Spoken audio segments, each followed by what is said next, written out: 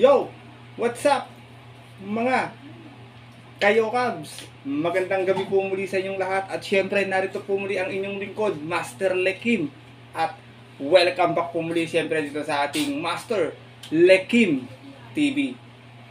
Bago ko po simulan ito ating video ngayong gabi mga bayang karista, make sure na dapat nakalike na po tayo, nakasubscribe, pakishare na rin po. Siyempre, pakihit na rin po yung notification bell or bell icon para po maging updated kayo sa mga susunod ko pa pong upload na video.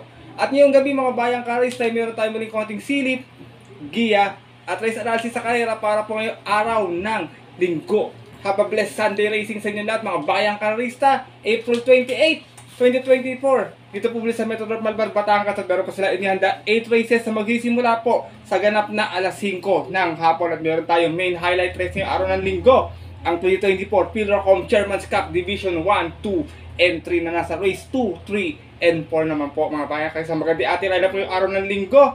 Sana po magsitama po kayo at makadihado din tayo mga bayang karista. Pero bago ko po simulan to ating video, pasalamat lang po muna ako sa mga sponsors natin sa palaro ngayong Sunday. Shout out po nga pala kay RJC Channel from Brunei. Shout out sa'yo bro RJ. Kay bro Yo Dude. Ganoon din kay John Ronnie Calpe Fernandez. Shout out sa'yo. Kay bro Robin Hood at kay Sir Rocky Medics. At sa mga lahat po nakasali ngayong araw ng linggo, good luck po sa lahat ng participants. 31 po yung mga nag-entries. Maraming salamat din po sa pagsali nyo. Kasi po naibili ko po ng pagkain yung mga anak ko or mga alaga kong pusa dito sa bahay. Kung sa inyo pong entry fee. Kaya muli maraming salamat at good luck po. Galingan nyo po ngayong araw ng linggo. At siyempre, shoutout ko din po pala si Sir Trainer Ruchi Ladjana. Maraming salamat din po sa iyo, Sir Trainer Ruchi Ladjana. God bless po. More blessings to come. Ingat po kayo palagi. Shoutout din kay Ronnie Danga, Christopher Evangelista, kay Ray Padilla, kay Loreto Alcase. Kaya pa-shoutout niya muli si Chairman Naning Ponce ng Sampaloc at kay Rolly Sabino ng Lacson Street, Manila. Shoutout po sa inyo. Shoutout din kay Sir Dominador Bacolor Junior, kay Rodel Abalos, kay Welme Salalima. Shoutout sa iyo sa Daraga Albay mga bayan. Shoutout din sa Daraga Albay. Shoutout po sa inyo. Kay Abet Peña, pinapagrit naman niya si Michael Magadia. Shoutout po sa inyo. Magandang gabi po kay Abraham Rapio, Romel Tumulak, JB Palaya, at sa mga always present sa ating YouTube channel. Shoutout din po sa inyo. Bawi po ako sa ating Tuesday racing mga bayan. Kaya sa mga hindi ko po nabate ngayong gabi na to. At syempre, puntahan na natin agad yung mga konting silip at giya na yan. Patapos lamang po yung ating maikling intro. Kaya, let's go mga kayo Cubs!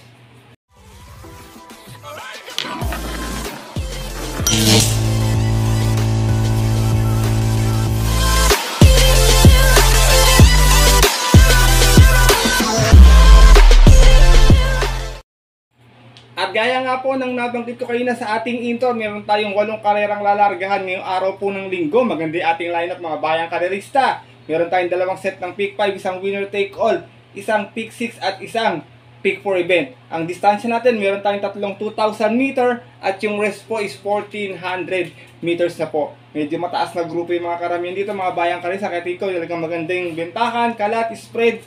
Sana ay makadihado tayo. Meron akong 2 long shot ngayong araw po ng linggo na sana makachamba. Kaya ito, simulan ko na agad at mga konting silip at giya. Siyempre, wala na pong patumpik-tumpik pa.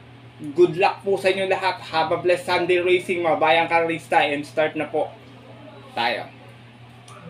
Race number 1. Start na ating first pick 5 event. 1,400 muna ating distansya dito. At isa itong Philracom rating base. Merge class 3 and 4. 34, 39, 42, 46. Meron tayo ditong 7 runners na maglalaban-laban. But 6 in betting number lamang po. Dito ako, first choice ko, medyo sanayin sa malakas na laban, baka makapagbigay ng upset agad sa ating race number 1. Numero 7, Eye in the Sky. Narerendahan po ni John Alvin Guse. Last time, medyo malakas lang talaga yung nakalaban nito. Dumating po itong Tarsera, may 126.4, umalis ng 2-2. Siya yung humabol agad kasi dun sa karera na yon. Out of 9 rounds na naglaban-laban. Sa rating base 34-39, at yun po na April 12, kung saan tumalo po sa kanya doon yung nagbabalik pistang si Most Grateful. Same rider pa rin tayo dito. Gamay na to ni John Alvin Guse. Ito ating numero 7 si Eye in the Sky. Second choice ko, nagpapakilala, medyo umangat naman ang dalawang grupo to dito, mga bayang karista. Numero 2, imported horse, Birchton. Narerendahan po ni JT Zarate. Tingin ko baka mag 1-1 situation itong dalawang to sa unahan, mga bayang karista.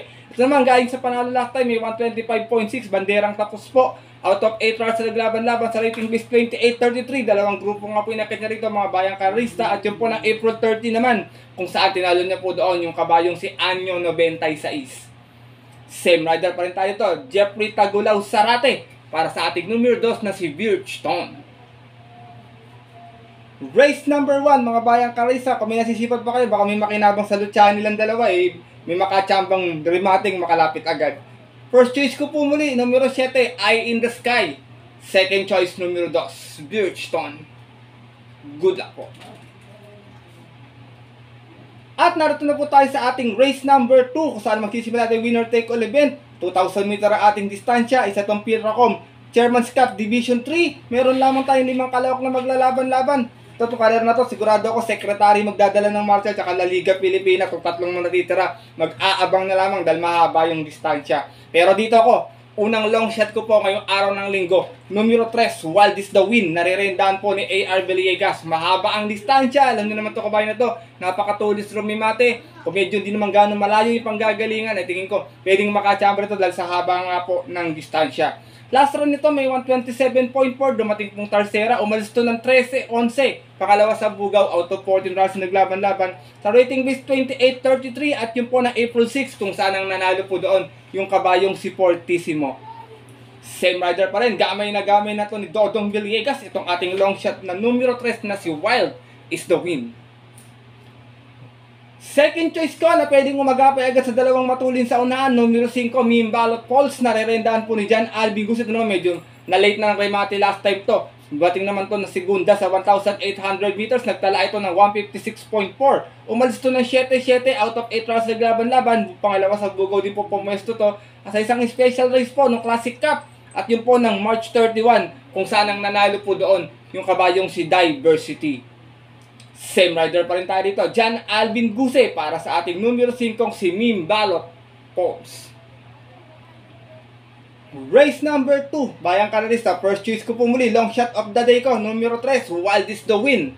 Second choice, numero 5, Mimbalot Falls. Good luck po.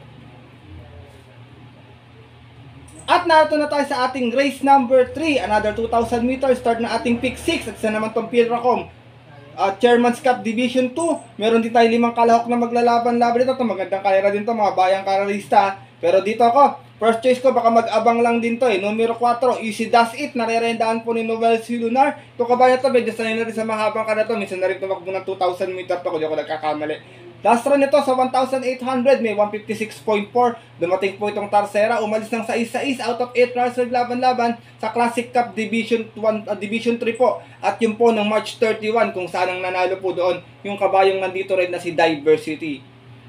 Same rider pa rin tayo dito, Noel C. Lunar, para sa ating numero 4 si Easy Does It.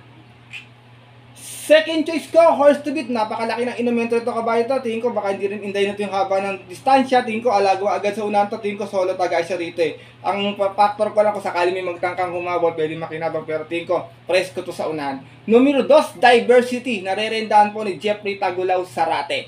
Meron tong 155.4 nung nanalo po to sa Classic Cup Division 3. At umalis po ito ng 2-2 out of 8 rounds sa laban-laban. Pinaisingan lang po niya noon sila Liga Pilipina sa alisan, mga bayang karalista. At yun po ng March 31 kung saan tinalo nga po niya doon yung nasa Division 3 si Mimbalot Falls. Same rider pa rin tayo dito, Jeffrey Tagulaw Zarate, para sa ating numero 2 na si Diversity. Sayang kung mananalo siya rito, hindi na siya aabot dun sa Division 1. Race number 3, mga bayang karalista. Kung may kusunada pa po kayo, may mga tsamba pa rin po dahil may premyo naman po itong kahera. Kayo na pong bahalang magdagdag na lamang. First choice ko po muli, numero 4, Easy Does It.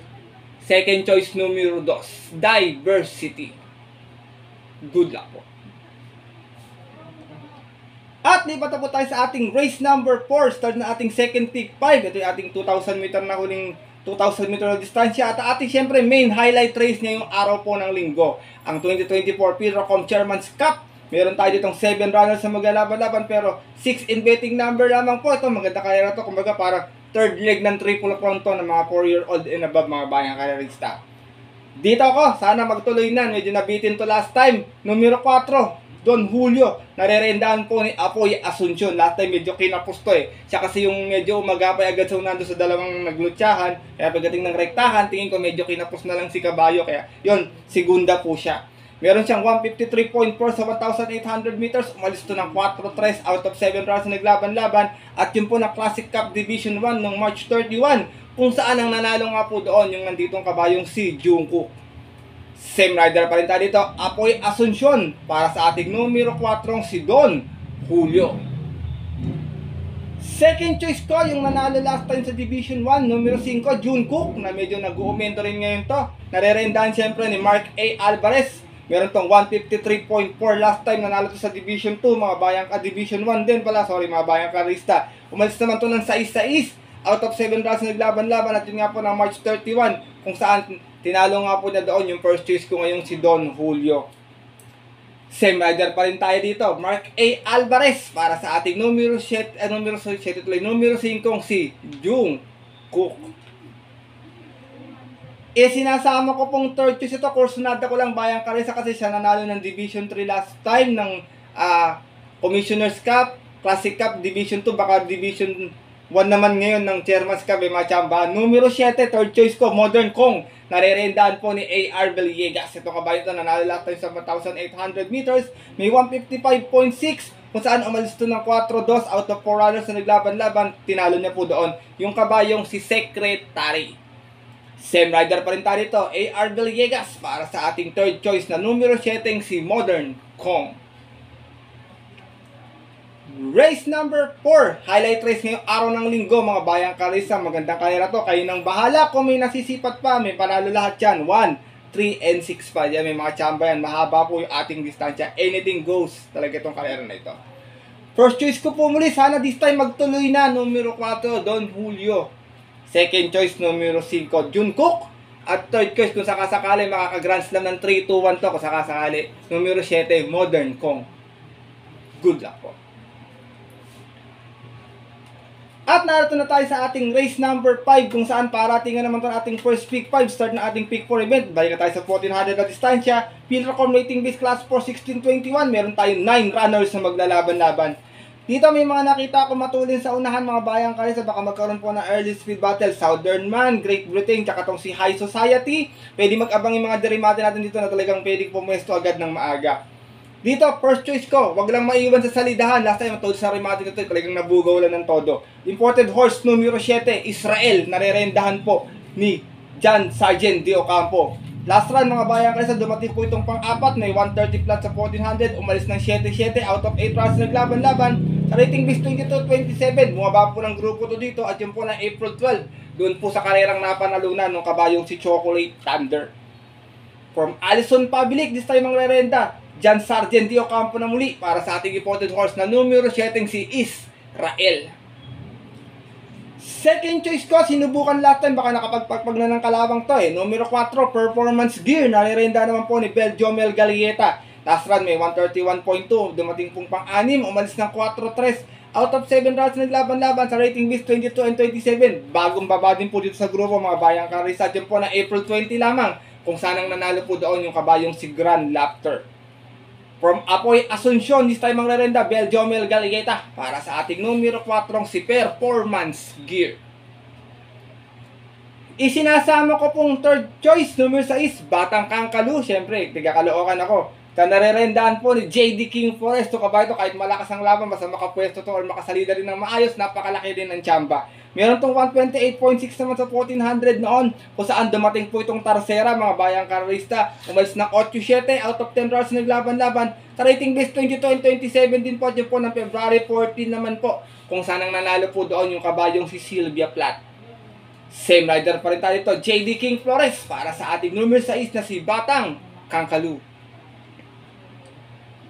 Race number 5, kung may napupusuan pa bayang karisa, dagdag na lamang tayo muli kung may pandagdag pa ng kapital.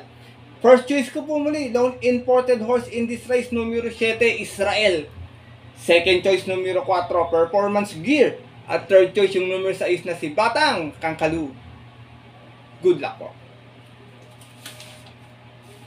At ipatabo tayo sa likod ng ating programa, ating race number 6. Another 1400 meters, speed record rating base class 5, 11 to 15 split. Meron tayong 8 runners but 7 in betting number na maglalaban-laban po. Dito ako, solo taga ito sa unahan. Tingin ko, iba area nito. Binalik pa sa regular rider niya. First choice ko, numero 5, Real Equity. Nare-rendahan po ni Black Superman, Mark A. Alvarez. Na ipanalo to ni Mark last time, may 127.8 sa 1400. Bandera tapos pa, 1-1. Out of 14 runs naglaban-laban sa rating B, 16.21 pa po. Buwaba po pala ng grupo to dito, 11 to 15 na lang pala ito ha. At yun po ng March 17, last race. Tinalo niya po doon yung kabayong si Work From Home. Gaya nga po ng nabanggit ko, gamay na gamay po ito ni Black Superman Mark A. Alvarez. Ito ating numero 5 si Real Equity. Kung sakaling hindi siya pagbibigyan sa unahan ni Alasabon, pwedeng makinabang yung mga derimate natin magbabadya ng remate sa kanila. Kaya second choice ko po, numero 3, Bantay Sarado. Baka bantayan lang sila nito Narerendaan po ni Jomer Estorque. Ito naman po, ilang beses na nasisigunda to Pero meron tong 129 flat kung saan nasigunda to noon sa 1400. Umalis lamang ng 4-4. Out of 7 rounds naglaban-laban. Same rating BC po yun po ng March 10. Kung saan ang nanalo po doon yung kabayong si Sultanov. From Marlon Cañete, this time ang rerenda, Jomer Estorque. Para sa ating numero 3 na si Bantay Sarado. Race number 6, mga bayang kalarista. First choice ko po muli, numero 5, Real Equity. Second choice, numero 3, Bantay Sarado. Good luck po. At narito na po tayo sa ating penultimate race ngayong araw po ng linggo. Ang ating race number 7, isa naman itong Pilracom. Rating base class 4, 22-27 split. Meron tayo ditong 12 runners na maglalaban-laban pero 10 in betting number lamang po. Dito mga bayang kalis, sa tingin ko baka nagpagbag lang din ng kalabang. Galang kasi sa mahabang pahinga to First choice ko, numero 8, Cluster. Narerendaan po ngayon ni Jomel Galigueta. Last time may 128.8. Nasigunda po yung malis ng 4-2. Out of 8 runs naglaban-laban. Same rating base din po dyan po ng April 12. Kung saan ang nanalo po doon yung kabayong si Chocolate Thunder. From Adrian Bupete, this time po ang rerenda, Jomel Galigueta. Para sa ating numero 8, si Cluster. Second choice ko, hindi na maganda yung post position pero tingin ko baka may pwesto na maaga sa unahan. Numero 1, Grand Majesty. Narerendahan po ni A.R. Villegas. Ito namang si Grand Majesty, may 127.4. Kung saan nasigunda po ito noon. Umalis ng 7-8, out of 12 rounds naglaban-laban. Same rating base din po dyan po na March 17 naman. Kung saan, ang nanalo din po doon yung kabayong si Chocolate Thunder. From John Alvin Guse, this time ang rerenda A.R. Villegas. Para sa ating numero 1, si Grand Majesty. Isinasama ko pong third choice galing sa panalo last time, numero 5, Lone Grey Galloper. Easy Way, narerendaan po ni John Alvin Gusen. Mutiin ko, bumalik na yung buti nitong kabayan na to. Talaga kasi mataas naman ang grupo nito. Kagrupo to din na secretary noon sa Triple Crown, kung di ako nagkakamali. Nanalo ito last time, may 127.4. Banderang tapos pa, out of 11 rounds na naglaban-laban. Sa rating B, 16.21. Bagong akyat po siya ng grupo dito at yun po ng April 14. Kung saan tinalo niya po doon yung kabayong si Autumn Shower. Same rider pa rin tayo, John Alvin Guse. Para sa ating numero 5, si Easy Way. Race number 7, penultimate race ngayong araw po ng linggo. Mga bayang karisa, kayo na pong balang magdagdag na lamang. May mga tsamba pa nakikita ko dito. 2, 4, Gis, tsaka 11. May mga tsamba pa. Kung may pangkaladkad pa, sama na lang. First choice ko po muli, numero 8, Cluster. Second choice, numero 1, Grand Majesty. At third choice yung numero 5, si Easy Way. Good luck po. At narito na tayo sa ating huling karera ngayong araw po ng linggo. Race number 8. Paratingan po natin papit ng mga exotic bets. Take all, pick 6, pick 5 at pick 4. 1400 ating distansya. Meron tayo ditong full gate, mga bayang karerista. Sa itong Pilracom rating base class 5, 6 and 10 split bracket. Narito yung aking long shot of the day talaga. Numero 1, Cristiano. Narerendaan po ni Ryan J.C. Tabor. Paborito na itong pwesto, tabing balya. Baka maalagaan lang ni Ryan Tabor to Pagdating ng rektahan, magbukaan sila. Swak sa banga ang aabuti nila dito. Meron itong 130 flat last time kung saan nasigunda to noon last race. Umalis to ng 9-8. Out of 11 rounds na naglaban-laban. Same rating based din po ng April 3 last race. Kung saan ang nanalo po doon yung kabayong si Stan in Pay. From Apprentice Jordan Guerra, this time ang rerenda, Ryan J.C. Tabor. Para sa ating long shot of the day na numero 1, si Cristiano.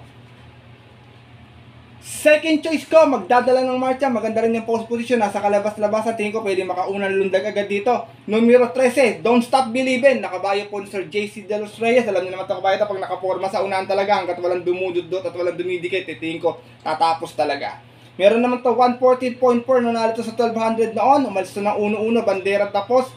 Sa rating base 1621. At yun po nung March 19. Kung saan tinalo niya po doon yung kabayong si Maaasahan. From AB Serious, this time ang rerenda po mga bayang kalerista. Same rider pa rin pala tayo rito, AB Serious para sa ating numero 13 si Don't Stop Believin'. Isinasama ko pong third choice, numero 7, Captain Det na rerendahan po ni Beljomel Galieta. Ito naman nanalo to sa 1400 nung last March, may 129.6, banderan tapos po. At yun po, out of 8 rounds naglaban-laban sa rating B6 and 10 din. At yun po ng March 10. Tinalo niya po doon yung kabayong si Destiny. From Apprentice RM De Los Santos, design mang rerenda, Beljomel Galieta. Para sa ating numero 7, si Captain Det. Last and final race po mga bayang kalerista. Kung may nasisipat pa, kayo na pong bahalang magdagdag na lamang ng sarili nyo pong napupusuan pa at Kursunada. First choice ko po muli, long shot of the day, numero 1, Cristiano. Second choice, numero 13, Don't Stop Believin'. At third choice, yung numero 7, si Captain Det. Good luck po. At yun po mga bayang kalerista at ang ating mga kayokabs. Sa tapos na po ito ating video na ating konting silip at ngayong araw po ng linggo na sana po makatulong po sa inyong diskarte at pananaya. Makadihalo din po tayo. Manali ating dalawang long shot si Wild is the Win tsaka si Cristiano. Siyempre para makachamba tayo ng yummy dividend. Pinapaalala ko po sa inyo palagi mga kayokabs natin na pwede nyo po itong sundin. Kung kursunado nyo po, pwede naman pong hindi. Wala pong problema doon. Kasi po, sariling aral ko lamang po ito Kuro-kuro at opinion po sa karera. Pagdating po ng taya sa takilya, mas mananay po yung sarili nyo pong napupusuan at kursunada. And always mga bayang karerista, kayo pa din po yung masusunod. Good luck po muli sa inyo lahat and have a blessed Sunday racing. Maraming salamat po always sa pagtutok. Suporta palagi dito sa ating YouTube channel. Kaya po hanggang dito na lamang tayo muli at makita ka na lang sa susunod ko pong upload na video. Ito po ang muli ang inyong lingkod, Master Lekim, na always po sa inyo nagsasabi at nagpapaalala na ang karera po dapat po libangan lamang. Ito talagang tsambahan lang at tapat-tapat lang. Minsan suwerte talaga, minsan po talaga malas, pero pag pinagbigyan tayo siyempre ng nasa taas, huwag natin kakalimutan magpasalamat sa kanya at tumulong sa ating kapwa. Ay sa simpleng pamamaraan lamang. Ika nga, share your blessings po mga bayang karerista. Good luck po muli and have a blessed Sunday racing sa mga pupunta po ng OTVs para mag-chill at mag-relax kasi maganda ating lineup po yung araw ng linggo. Stay safe everyone po sa inyo lahat. God bless bayang karerista. Lalong-lalo na sa mga diadista natin ditong solid na mga Cabs.